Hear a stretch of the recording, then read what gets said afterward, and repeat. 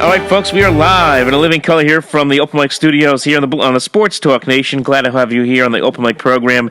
We got a good one for you today, a really good one as we conclude the training camp tour. We have done 9 teams, and this is our 9th. And we can't do all 32 teams. Don't have that kind of schedule at hand to do all 32 teams. We do as many as we can.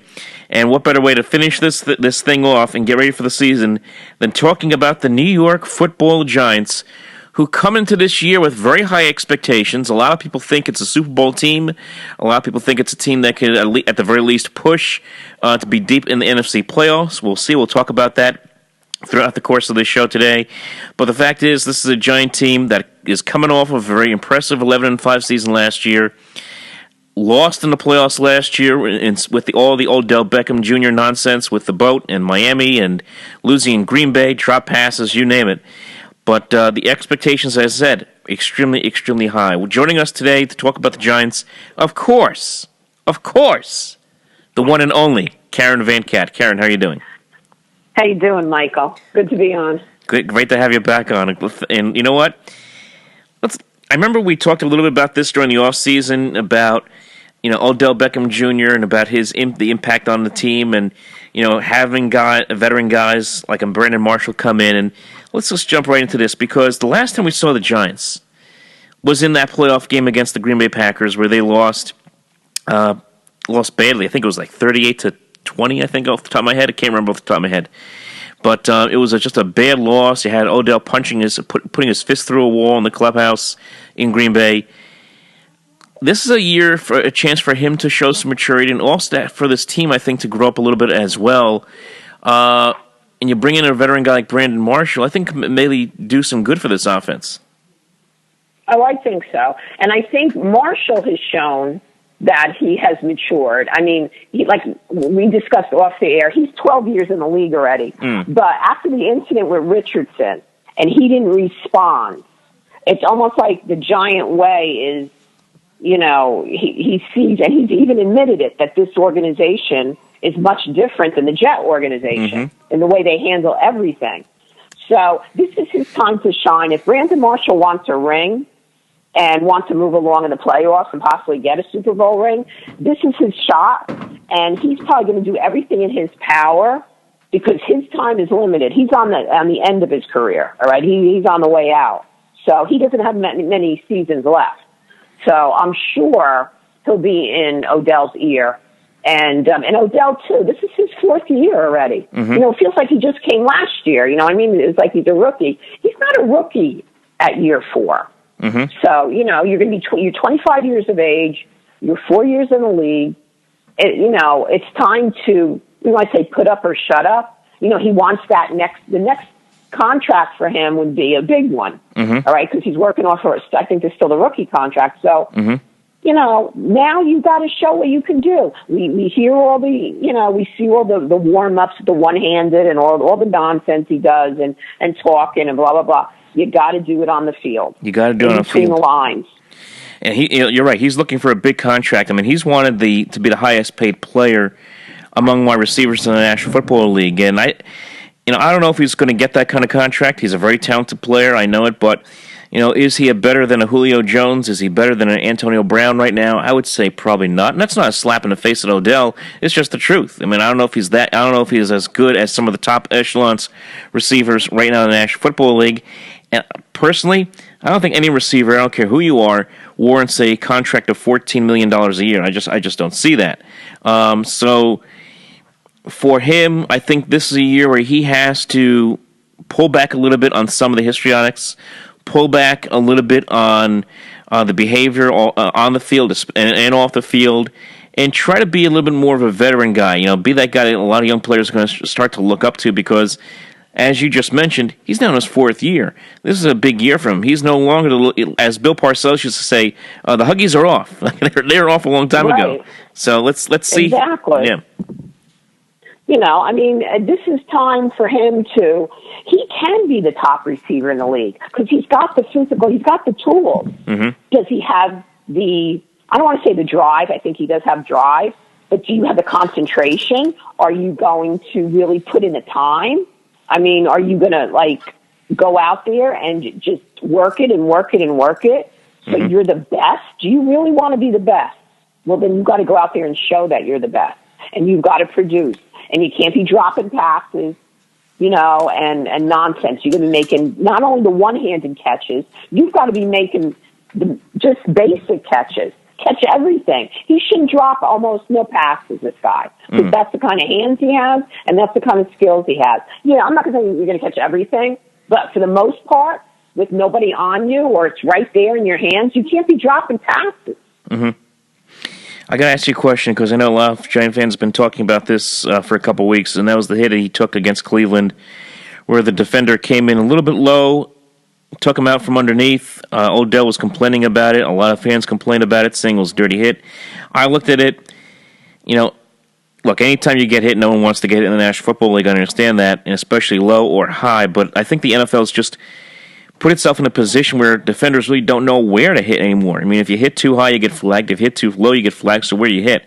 So I thought it was just a play that was happening really, really fast, and the defender could only do so much as he was losing his positioning, his footing on the field, as was Odell. So it just kind of happened that way. It didn't look good on tape, but it is what it is. What did you make out of it when it happened? I didn't think it was dirty, per se. I know everybody went berserk because it's a preseason game. So, all right, if it's a preseason game, are we playing flag football? I mean, you know what I mean? You're still going to have hits. You still have to do what you do. And maybe that guy's playing for a job. I forgot even who the guy who was who did it. But is he playing for a job? Is he playing, you know what I mean, to make the roster? They're going to go all out, people. To make hits on, but I don't think it was dirty. And like you said, the turf, and I think his foot did slide. This is another thing that bothers me to no end. They should not have these stupid AstroTurf, the Giant Stadium turf. And you watch them every time they slide a little or anything. You see the black coming up. All right, you see that rubber flying. You can't tell me there's more injuries than ever. All right. In the National Football League over I don't know how many years because of the turf. Instead of, I said every they should have grass. I know, well, it's easy to maintain and blah, blah, blah. It doesn't matter. That's the less injuries were back when you had regular grass. Now you have umpteen more injuries. They lose their footing. Somebody tore an ACL just trying to stop and his foot went. And so, I mean, is that what you want? I mean, this is going to be it. You're going to have guys sliding all over the place. You've seen it now. And then you're going to have bad hits, maybe. Right? I mean, you might. You might. Your feet, you can't stop on a dime or you can't get that acceleration. All of a sudden your feet are slipping, sliding, and you're just grabbing, and maybe you're grabbing at the knees or you knock somebody out. I mean, so this all ties in together with the bad hits, with maybe you think dirty hits. I didn't think it was dirty, though, to answer your question. I got a little off track, but no, I didn't think it was dirty. No, I don't think so either. And look, I mean, the NFL has ruled itself into paralysis with every single hit. I mean, they think everything has to be, a flag has to be thrown on every single hit, and it's not the case. I mean, 10, 20, even 20 years ago, that kind of play wouldn't even draw a flag, wouldn't even draw consideration, and we have plays all over the league, and I'm going to go on a tangent now myself. We have plays all over the league where you see quarterbacks get hit, and it draws flags, and you're like, how? And you see a defender just land on near the quarterback's feet, and he draws a flag for roughing the passer. It's gotten so ridiculous the way flags are being thrown. Defenders aren't allowed to defend anymore, and that's why we see all these offensive numbers. I hate to say it. That's why a lot of these numbers offensively are off the charts. I mean, it seems like every year for the last 3 or 4 years, we see more quarterbacks throwing for 5,000 yards, more quarterbacks throwing for 40-plus touchdowns. I mean, it's more ridiculous than it's ever been. It's like the steroids era in baseball, only instead of steroids, it's just rules that have become ridiculous. Exactly, and they've tied their hands so much, and they can't put their hands on them, or you just got that 5 yards where you can hit them, and then that's it. And you know what? Sometimes when they hit, like with their helmets, I know they automatically throw the flag. Oh, helmet to helmet. Well, how about the guys coming and tackling him by the chest, and the quarterback ducks and then hits his helmet? Like, they have to, the refs also have to, look at it and be a little, common sense with their calls. They're just throwing flags for everything. And sometimes it's not really a flag. You know what I mean? Like, use your brain. What are you looking at? You could tell it wasn't intentional. You know, a helmet's a helmet, or I don't know. You know, sometimes there's been so many different. Like last year, there were so many penalties that really weren't penalties, and that slows the game down too. Yep. I just think, and good defense. Man, people say, "Oh, offense, offense, offense." You know what a good defense is? Remember the Giants with LT? There was nothing more thrilling than him coming in and taking out a quarterback, or running somebody down, or the interceptions, or the Giant defenses that I grew up with and watching over the years. I mean, there's not that to me. That's even more thrilling than a bomb and a touchdown. When they go after it, look at the Jet game. The Giant Jet game. I know it's preseason. I know the Jets aren't that good, but didn't they look so dominant early on? I mean, they the safety and the interception for return, and it was like they were just all over the place. Oh, I know. I mean, Landon Collins had a big day. I mean, Jason Pierre-Paul had the day of his life. Maybe I bet you if, and I mean this jokingly, of course, I bet you if Jason Pierre-Paul lost more fingers, he probably would still have a big day against the Jets. But that's because it's the Jets. Maybe. But I mean, the Giant defense, that's what's exciting me now. Because we haven't had a really good, I mean, they were good last year, but you know what I mean? Like, they're really looking dominant. I mean, that's what I miss. I miss the years of, you know, the linebackers. And they have some linebackers in there that BJ Good, what's his name? BJ Goodson. He's going to be a good one. I mean, never mind the line. The line is with Vernon and Pierre-Paul on the end. You got Harrison in the middle. Nobody's running on him. And now look at finally have a secondary with all those guys in there. I mean, Landon Collins and, you know, Cromartie. But like, you got all these guys that are, it's going to be great to watch. Since we're on the topic of defense, let's just stay here for a moment because I love that secondary. I mean, Landon Collins had a tremendous year last year. Guy was the leader in this team, I thought. He had 125 tackles, Pro Bowler, had 5 picks last year. I mean, this guy is as good as it gets. I mean, you talk about a guy, a safety that changes games. You go throughout the history of the league. Every team that has been good or been really good has had that strong safety or free safety that's been a difference maker. John Lynch, Brian Dawkins. You know, you go throughout the history of the league, you find guys like that who are either hard hitters or guys who just made plays, and that's what Landon Collins is. I love watching this guy. Eli Apple, he gets big and he continues to grow. Go ahead, sorry. One thing about Landon Collins, remember when he came in as a rookie, he was susceptible to a couple of things, and they're like, oh, is he just all Alabama hype? And I'm like, he's a rookie. Give the guy a chance, because you saw that he did have talent. How far has he come? This is only his 3rd year.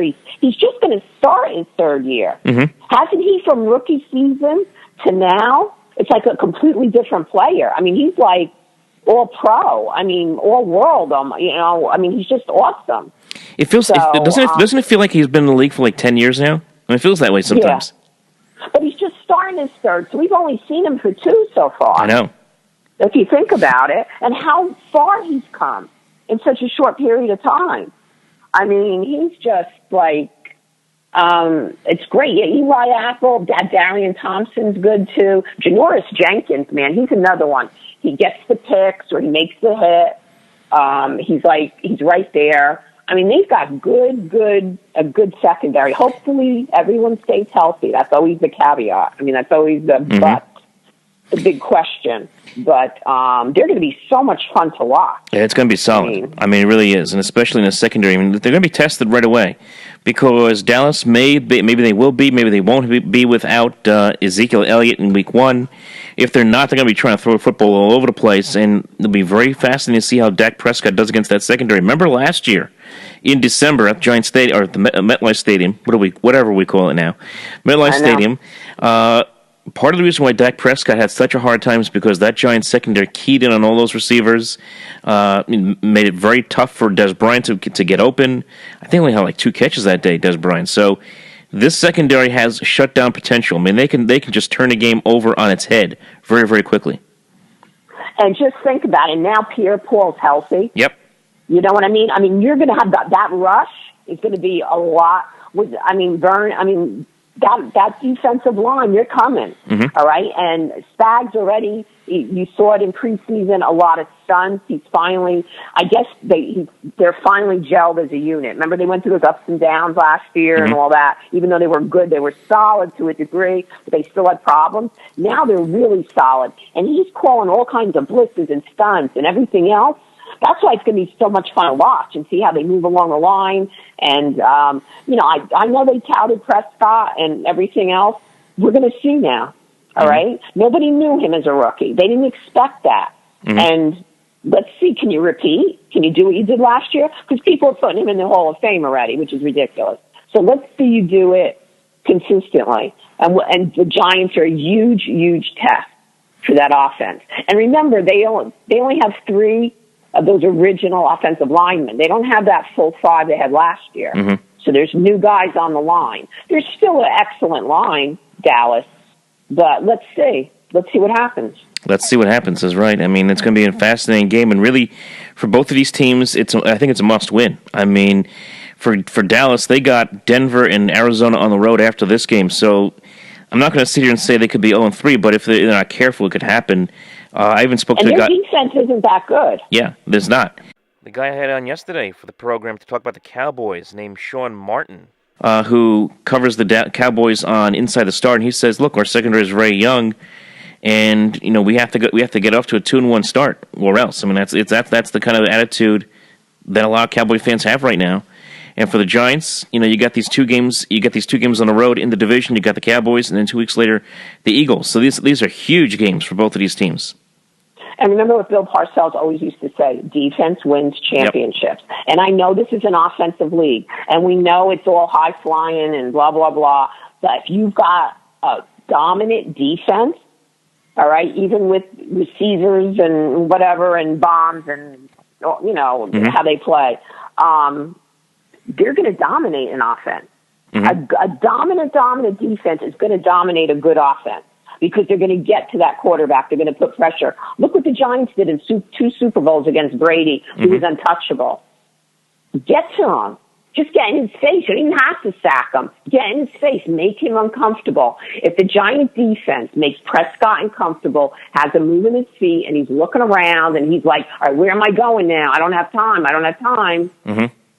That's where you get turnovers, and that's where you may get pick sixes.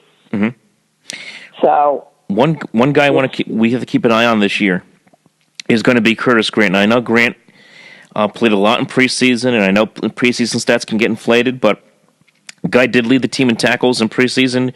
You take it for what it's worth. I know he's expected to be a backup, but you're talking about a guy who got some valuable snaps during the summer. He's coming in, first season out of Ohio State. He could be a big contributor out of this defense. Could be one of those young guys that could be coming up very quickly here, developing for the Giants. Absolutely. And he's looked very impressive, what little, what we've been able to see of him. And they've been talking about it, who's ever gone to the training camps and watching him and everything. So between him and what about Ingram? Remember there was a knock on that kid. Oh, he's not a real tight end. He can't block. Well, he looked like he was blocking to me. He did a really good job blocking against the Jets. That was the one game I did watch in the beginning. I mean, and we know he can catch the ball. He's bigger than a safety. If he gets the ball in the open field, forget it. He'll be running over guys. He's got great hands. And they said he learns the system really quickly, and he's very smart. So there's the Giant tight end, and this is a really good thing. They said Mark Bavaro loves him. So if Mark Bavaro loves him, well, didn't Mark Bavaro love Jeremy Shockey too? So I'm going to take. Well, Shockey did have talent too, but he was a distraction. His nonsense off the field. If Shockey would kept his mouth shut and just went by his talent, he would have retired a Giant.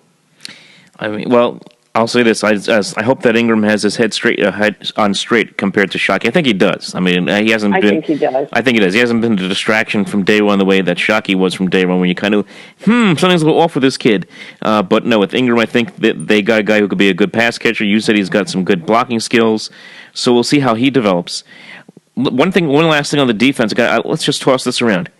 You mentioned the two Super Bowl defenses, especially the one in 2007 that just killed Brady in that Super Bowl 10 years ago. Is this defense, I think I know what you're going to say, is this defense better than that defense from 10 years ago? We'll see. You still got the same defensive coordinator, so there you go. That's the plus. I mean, the talent-wise, I think talent-wise, definitely the secondary is much better. I mean, right? I mean, I got to look it up quick. The 2017, you were saying? Yeah. In fact, I'll look this up with you. Let me just pull up the 2007 New York Giants defense. We're talking defense, folks. Of course, look, you got Steve Spagnuolo there running the same ship, but you know what? You had a great pass rush with that defense. You had Michael Strahan, you had Justin Tuck. You know, it was mostly known for that. This is a defense that's more known for its secondary and a good overall defense, I think. So, all right, we had Sam Madison. Yeah. You know, at corner. You had James Butler as your safety. Aaron Ross, remember him? The cornerback. I'm trying to look quick through here. What else I got here? This secondary's better already. Just mentioning those three guys. 2017. Yeah, I'm seeing names like Corey Webster and R.W. McCoy. I remember everyone used to complain about Corey Webster. So I mean, remember that? Oh yeah, because he used to get burned. Oh yeah. But the thing that was the difference with that unit was, again, it was the pass rush up front. All those guys, O.C. Umenyiora, Matthias Kiwanuka, all those guys up front. That was the difference with that team. Now, as this team has as much beef up front, you know, I think it has a little more speed. You know, Pierre-Paul, Vernon, maybe a little more athleticism, maybe not as much beef up front. We'll see. You'll see how they do as far as rushing the passer, but as far as forcing turnovers, it's going to be much, much better. Oh, I think so. I think like I said, this secondary is much better than that secondary alone. And you need a good secondary. You've got to have depth at the secondary position, which they do, because of injuries, of course, but because of like you said, it's a passing league. So they've got to be on the ball. But if you have good pass rushing and dominant pass rushing, they complement one another. Because if they're pass rushing, those safeties, even if a ball gets off, they've got time, the corners and the safeties, to get where they need to get.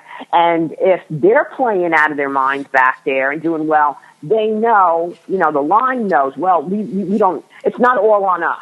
You know what I mean? Like over the years, the last couple of years, the Giants' defensive line, the secondary's been suspect at best. And they're like, we have to get to the passer. No. You have to put pressure, and you have to. You want to get the passer every time. You want to get the quarterback. But if you just do enough up there and all disruption, your guys behind you got it. Yeah. You, in your head as a defense. If I'm Pierre-Paul, I'm going. I've got, Collins back there, and Collins. So they bring him up a lot. And he's gotten sacks because they put him on the line, and he comes in and blitzes and stuff. So. They're thinking in their head on the line, we want to get to the quarterback. We're not quite there, but if we disrupt enough, our guys behind us got our back. Yeah. And that's so important on the team, that everybody, it used to be where, we got to do this because behind us it stinks. Absolutely. You know what? The one thing that worries me with this team, though, the one thing that worries me is this offensive line. I mean, I still don't understand how Eric Flowers has a job in the NFL. Can we have a protest? Can you and I start a group on Facebook or something, just a protest? We can go down to MetLife Stadium and hold up signs saying, fire Eric Flowers or something. Flee. How's this guy still left tackle? I just don't get it. I don't know. And same thing with that stupid John Jerry. He's been in the league 8 years. He's been in the league 8 years. Come on. There's nothing better than him. He's terrible. He's absolutely terrible. And I'll tell you, Jones better get that position. I know Jones is also the backup center, but he played well over there. And Jerry should be cut, first of all. Now, they got to get down. They're going to, by tomorrow at 4 o'clock, they have to have their roster set. You can't tell me there's not some halfway decent guy who got cut just from numbers, like, say, from the Dallas Cowboys. You know what their front five is, probably the best in the league, right? And I'm sure they've got whatever. But you don't tell me the last guy they're cutting can't be better than what we got? Might be. I just look at this line and I see Pugh's like still the best thing, a part of this offensive line, and everyone else is a question mark. Flowers being left tackle, I just don't get. You brought up John Jerry, and then Brian. Then you have over at right tackle, you have Bobby Hart, who, I don't know what you're going to get. Good at center. Yeah, I mean, Richburg and Pugh are your two best offensive linemen. That's it. That's all you got, and that's just a bunch of young, inexperienced guys elsewhere. Yeah, they brought in DJ Fluker, but. I mean, I don't. He was a first-round pick, but we haven't really seen him that much. I don't know. I just can't believe, with how many colleges there are and how many. Not everybody comes out of Alabama and Notre Dame and all those schools. Mm-hmm. Like even look at Tuck. He came from, or was it Strahan? Came from Troy. So. I mean, you can find somebody who's got to have better skills than this. Gotta. I mean, it's just, you gotta protect. And that's on Jerry Reese again. Of course. Why didn't he go? That should have been his number one priority in the draft. And he didn't. All right, we got Ingram, which we needed. Don't get me wrong, that's a tight end we needed. But you're not going to tell me you couldn't find a couple of offensive linemen in a later round? There are offensive linemen available, and look, not all-star offensive linemen, at least not touted all-star offensive linemen. There are offensive linemen there in the second, third round that were there for the taking. And I was thinking of this from the Jet standpoint, like, you guys got to get some offensive linemen. You have nothing there. There are guys to be taken by either one of the two New York teams who both need offensive line help as bad as anybody. I mean, my goodness. I mean, it's just terrible. I would not be shocked, Karen, if we start to see a lot of two tight end sets. I know it's not exciting.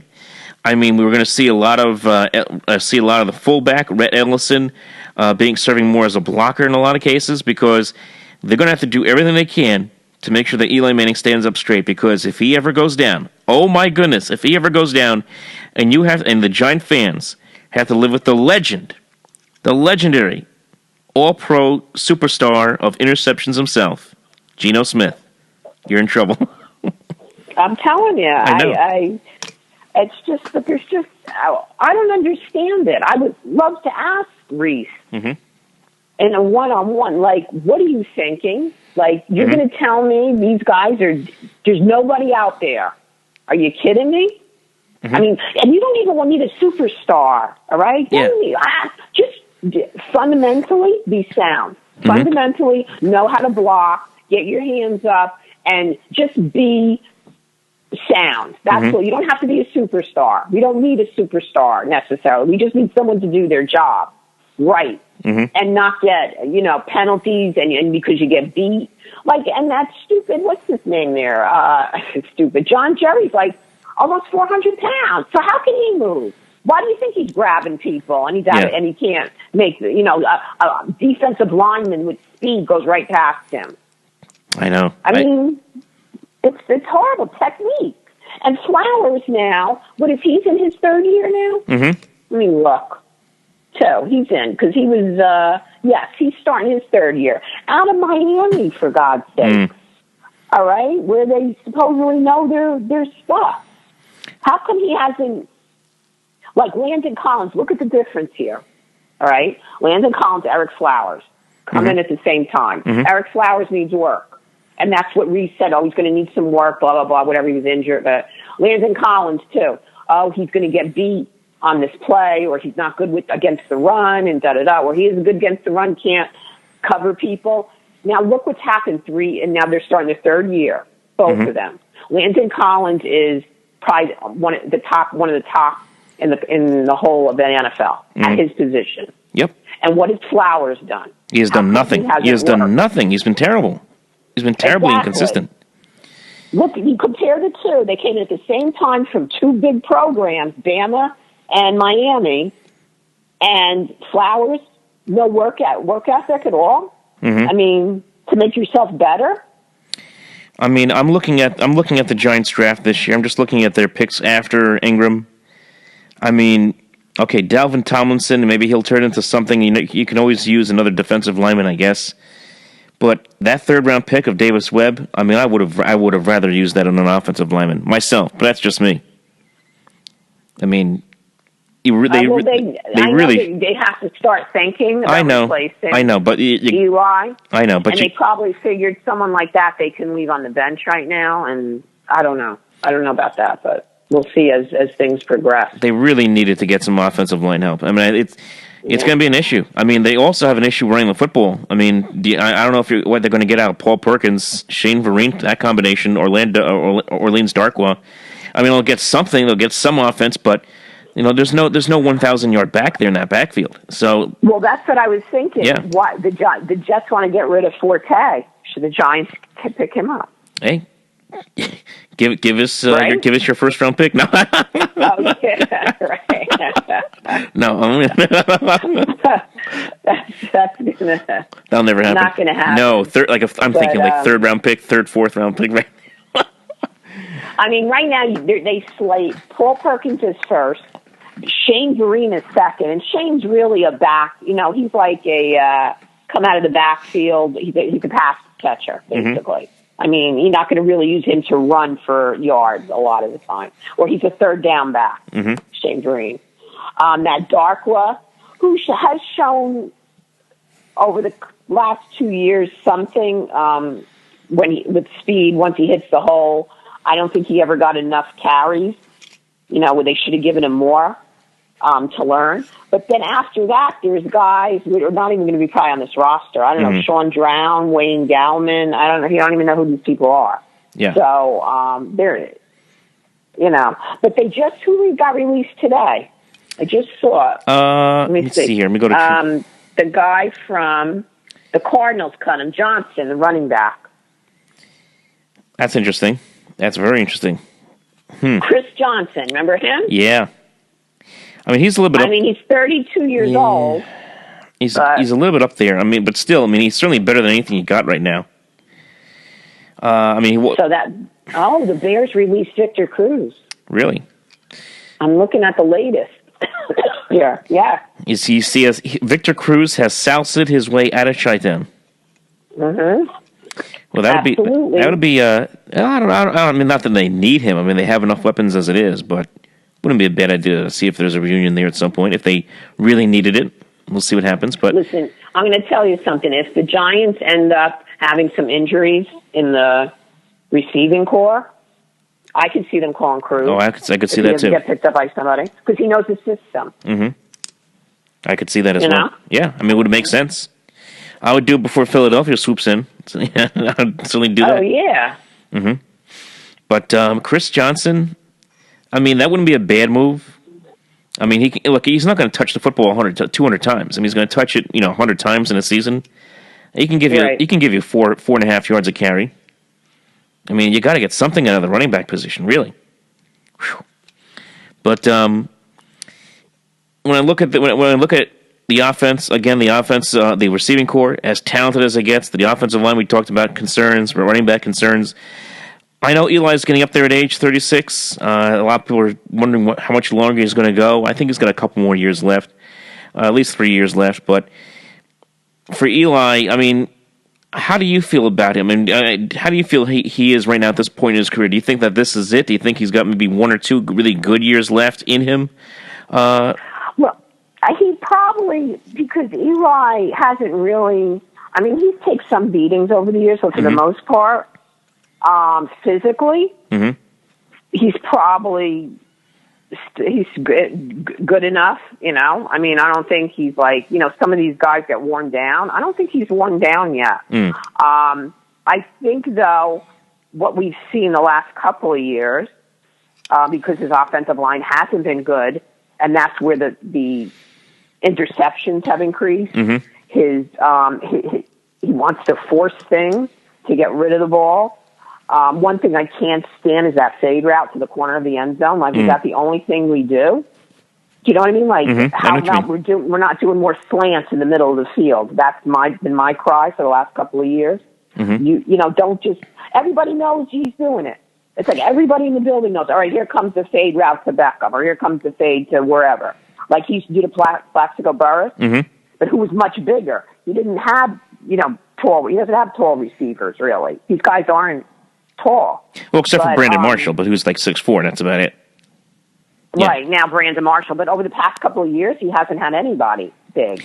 And, I think he's still, nobody's ever liked him from the beginning. Everybody's always knocked him. Mm-hmm. He's going to, in the end, maybe, and if he somehow wins another Super Bowl in these next 2 years, he's going to the Hall of Fame. I mean, he's got the numbers for it. Yeah. What everybody knocks him, but, and he's been healthy. I mean, he's 36. He's been a giant quarterback since he's 22 years old. It's 14 years now. It's hard to believe it's been that long. It really is. I mean, think about it. What other team go around and look at any other team in the league, including the Patriots, because Brady was out for a full year, remember, with a knee injury. Go around and see who else, starting quarterback for look at every team, has been with them for 14 years. Well, I can't think of there's not many. Except Brady. Except Brady wasn't on the field for those full 14 years either. There's not many. I mean, how long has Matt Ryan been in Atlanta? What, 10 years now? 9 years? So, there's none. 9 or 10. Yeah, so there's none. I mean, it's Eli, Tom Brady, and then you go over to Atlanta with Matt Ryan for 9 years. Let's see here. But Drew Brees but he was injured a whole year, too. He was. I mean, I'm talking and he wasn't about, always with New Orleans either, so. Exactly. He started with San Diego. So let's look, if you look at everybody in the whole league, and Eli had no major injuries because he was never out of a game. He still has the streak for being in games, going. I think Favre's got the most, right, in a row or whatever. But, I mean, Eli's there. I mean, come on, 14 years, and you played every single game in 14 years. Yeah. You've won 2 Super Bowls. You brought your team to a number of playoffs. Mm-hmm. Who else can say that? Yeah, not many. I mean, the only guys I'm looking around the league right now that have longevity, we already talked about. Excuse me. We already talked about Brady and Eli. Aaron Rodgers has been in the league 13 years, but remember, the first 3 years were spent on the bench. Right. So and Phillip Rivers. And Phillip Rivers. Came in the same year as Eli. Right. Roethlisberger, can't forget about him. Okay, so that's 14 years right there. So, I mean, there are a few guys, but they've been all injured. Mm-hmm. Roethlisberger, Rivers, even. I mean, everybody at some point did not play. Yeah. Maybe for a year, maybe for half the season because of injuries or whatever. And Eli has played every single game. Every single game. I mean, you can't knock that. And not always with a good offensive line. He has not always had a great offensive line. Sometimes hasn't always had a great supporting cast. And he takes all the beatings. I mean, this guy's taken more abuse from the fans than I think any quarterback in the league. I mean, even from day one, the fans haven't been always in love with Eli Manning, and even to this day, still you ask a lot of Giant fans, they're not in love with Eli Manning. And look, I get it. He throws a lot of interceptions. He looks dour whenever he throws a pick, or doesn't look emotional after he throws a touchdown. I get it. Okay, he doesn't get into it like Brady or Phillip Rivers do. But the fact is, the guy wins games. The guy's won 2 Super Bowls in this town. The guy's done more in this town than any quarterback ever in this city. Exactly. Phil Simms, I know he has 2 rings, but he only won 1 Super Bowl. Joe Namath, let's not even go there. And, I mean, come on. Please. Who's the best quarterback in the city ever? It's the guy who wears number 10 in blue and red. And you got to give him his due. I mean, they keep trying to knock him and bring him down and bring up all these different things. Look at his overall stats, and I know the interceptions are high, and that's partially because of, like you said, not the personnel, not the offensive line, has caused that a lot of times. But how many games? What about the game in Green Bay, that playoff game at sub-zero temperatures, and Eli just did his thing. I mean, that's one game that stands out in my head. Never mind, of course, the win against the Patriots. Remember, he thought he was sacked, and he got away, and he got it to Tyree, and the guy makes, and he doesn't get flustered. And you know what? He went to Green Bay twice. Forget last year. Yeah, went to Green Bay twice in January 1. Before last year, did that twice. Right. So you know what? He deserves. And that was a Packer team that was 15-1, and I think 14-2, respectively, in each of those 2 years. So he beat some good teams. The Giants, weren't they a wild card both times? Yes, they were. They got in the playoffs as wild card. They weren't even division winners. That's right. Actually, the second time they were a division winner because they beat Atlanta at home 24-2. I remember that because it was like a safety. Right. Atlanta only scored a safety. Yeah. The first Super Bowl they got in as a wild card. Correct, because they went to Tampa Bay, then they went to Dallas, and then upset Romo, and then went over to Green Bay and beat Favre. So. Right, and then they beat the Patriots. Wasn't that the undefeated team? That was the undefeated team. That was the undefeated team. 18-1. Right. Yeah, they were printing. Remember, they were printing those shirts, and they printed books and everything, and they had to send the shirts to Mexico or some foreign country because they printed them and they didn't win. So there you go. I got to ask you this because this, I know how you and I always get on the broadcast of these games or talk about the broadcasters of these games, and we always sometimes get on Buck and Aikman for being kind of cowboy fans when they're on the air. What do you think we're going to see out of Tony Romo when he does a? I know the Giants aren't on CBS often, but when they are on CBS, what do you think about Tony Romo calling that game? Oh my goodness, that's going to be interesting. That's going to be because sometimes it comes out in people like John Smoltz when he does a Yankee broadcast, like if for MLB or something. He can't stand them because the Yankees beat him every time. For the World Series. So, and that once in a while it comes out. He's got like a negative thing to say. Oh, well, this guy's not as good as if you listen to Smoltz. So that happens for that. And the same thing here. Aikman, and he does all the Giant games on Fox. Giant Dallas games all the time. And it's like a little old, and I know, they're the top, broadcast group, him and Buck. And I can't stand Buck. I think he's horrible. He's absolutely horrible. And he talks too much and too much with the crazy staff. And I'm new to TV.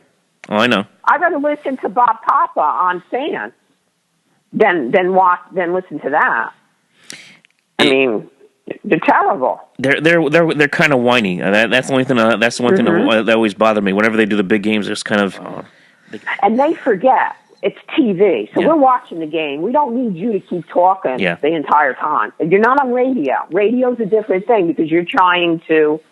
Make the listener think they're there. That's why it's nonstop when you're on the radio, of course. You're on dead air, and you know how it goes. But on TV, you don't have to talk constantly. I know. Here's the thing I wonder with Romo, though. The first Dallas game that he does, whatever that is, whether that's Thanksgiving or even before that, he's going to be sitting up in the booth with his jersey underneath his shirt and tie. And then as soon as Dak Prescott goes down, he's going to go like Superman running off the field. Here I come, everybody! Intercepted. Isn't it ironic, though? Isn't it ironic that they took the old Giant quarterback out of that position and put Romo in there?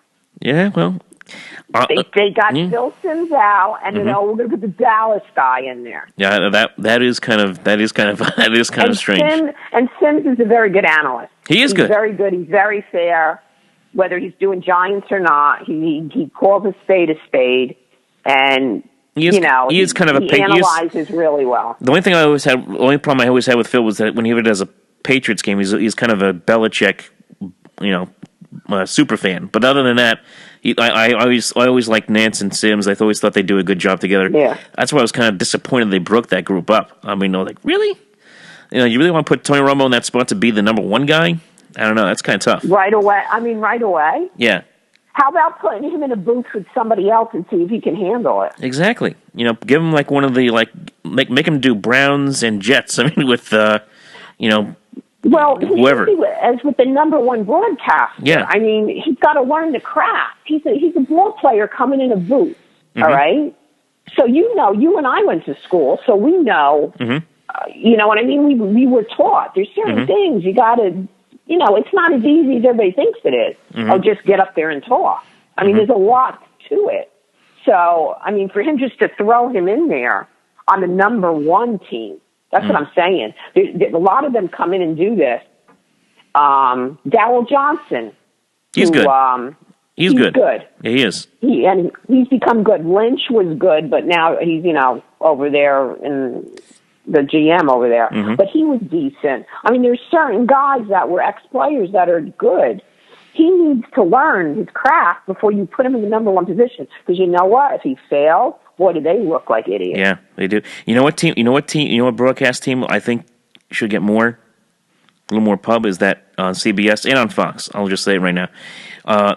You just said the Daryl Johnson, Kenny Albert team is really good on Fox. Yeah, they're good.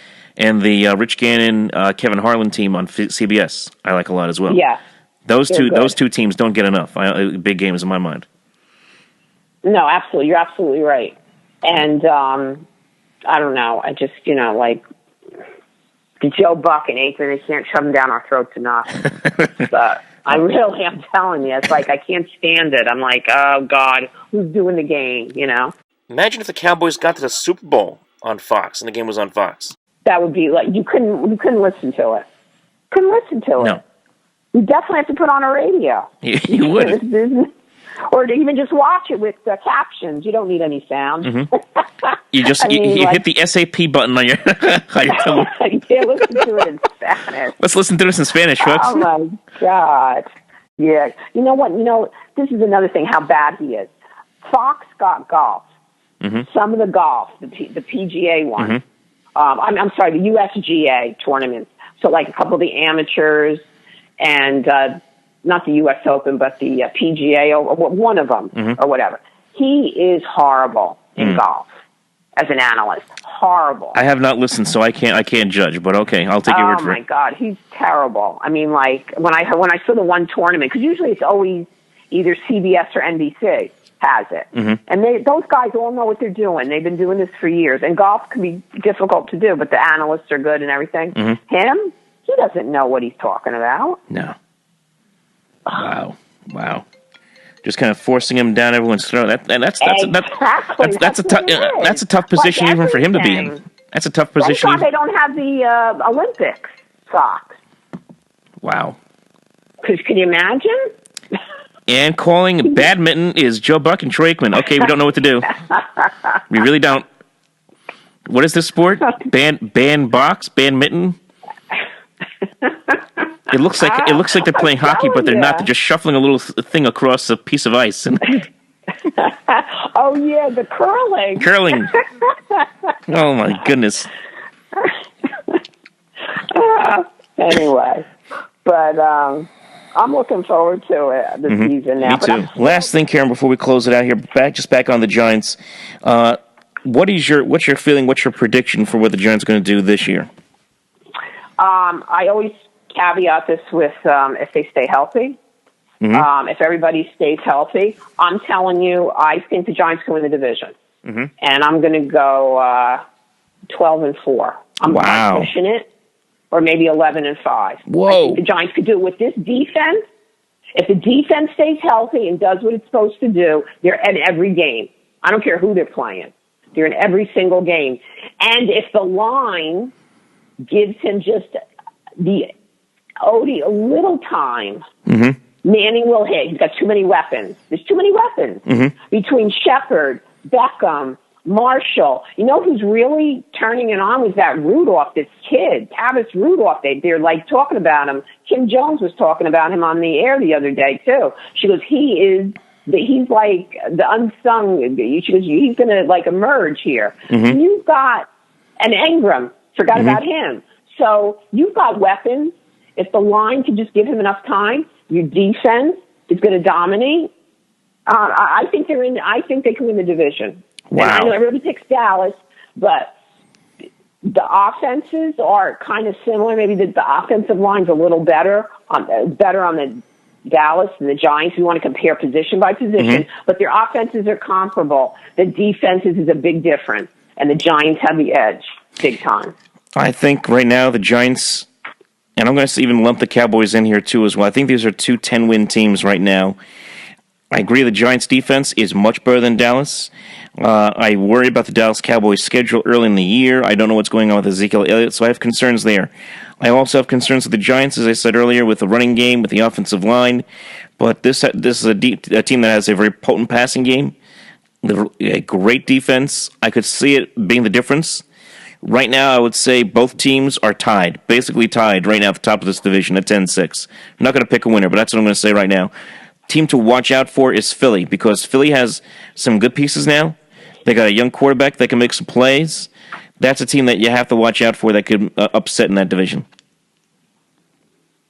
I agree. I think Philly more than the other ones, because I think Washington, something always happens with Washington. Yeah. It's never good. They end up stinking it up. And,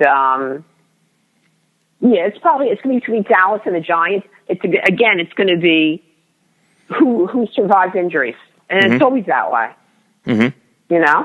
I mean, if you get a ton of injuries, if the Giants get a ton of injuries on defense, that's an issue. Mm-hmm. If, God forbid, Eli goes down, it's almost a lost season. Goodbye. See, the Giant fans will never appreciate him. I'm not the biggest Eli. I can't say I'm the biggest Eli fan, but I understand his value to the team. Mm-hmm. And when he's gone, then you'll realize. That's what happened with Phil Simms. Mm-hmm. The Giant fans never liked Phil Simms from day one. Then he won the Super Bowl, and then they were rolling for a little while. And you didn't appreciate him until he was gone, because Simms was there for quite a while, too. In between all these other pieces that you threw. And then you get Eli for 14 years? Mm-hmm. Pretty good. Yeah. Pretty damn good. I mean, if he goes down, like I said, and they're stuck with Geno Smith or even Josh Johnson, whoever ends up getting that backup quarterback spot, Giant fans will be pleading for Eli to get back on the field. I guarantee they'll be pleading. Exactly. They're not gonna appreciate him until he's gone. And then you've got Joe Blow over there at quarterback, and you're like, oh my God. Remember when Mariano finally left? Mm-hmm. How Yankee fans wish he was here. Mm-hmm. I know. And they still do. Despite that, the bullpen is very good. This is probably one of the better bullpens we've had in years, but because Chapman's totally off right now, and I think he's hurt too. I don't think he's coming clean with whatever's happening with him. Can you imagine? I mean, Mariano was money. Yeah. It was tremendous. Absolutely tremendous. Yeah. And now, they've been trying to find that next guy. I mean, Chapman is a nice short-term answer, but not a long-term answer. Will it be Betances? Will it be Green? Who knows? You like Green, so, I mean, they're still looking for that next guy. It's very hard to find that next guy, especially after someone playing that has been so great, or in the case of Eli Manning, solid. Just a solid presence. No questions asked. Right, and he doesn't get rattled, Eli. He looks like, I know my father says it all the time, too, with his look, he goes, look at him, the way he's like, I said, that's just the way he is, that's his personality, what are you going to do? Not everybody's fire and brimstone, when something's happening. But everybody, if you ask all his teammates, and they've been interviewed multiple times, all different teammates, they say he is a calming effect. When we get in the huddle, no matter what's going on, they believe in him. They all say it. Well, he must be doing something right. Mm-hmm. I agree. So that brings us to the end of today's show, folks, here on the Sports Talk Nation. Again, Karen, I want to thank you so much for coming on and talking some Giants again. Karen, of course, is a big part of the show. We have her on all the time, and we'll be back on together in a couple weeks. We'll do some more baseball stuff as we come down the stretch. We'll talk some Yankees at that point. Focus a lot more on the Yankees as well, because that wild card spot is going to be up for grabs big time. Hello? Oh, yeah. I was like, what's going on yes, there? It is. Awkward silence. What's going on? Yes, it is. Could be up for grabs. So Could be up for grabs. Very interesting month in September. Very interesting. All right, Karen. All right, Karen. I'll talk to you later. All right. Thanks, Michael. Thank you. Take care. Bye-bye. Bye-bye. All right, folks. That's going to do it for us here on the Open Mic channel, Sports Talk Nation. Follow us on social media, Facebook.com/OpenMicProgram, @OpenMicNJ on Twitter, and subscribe right here on the Sports Talk Nation on YouTube. Take care, everybody.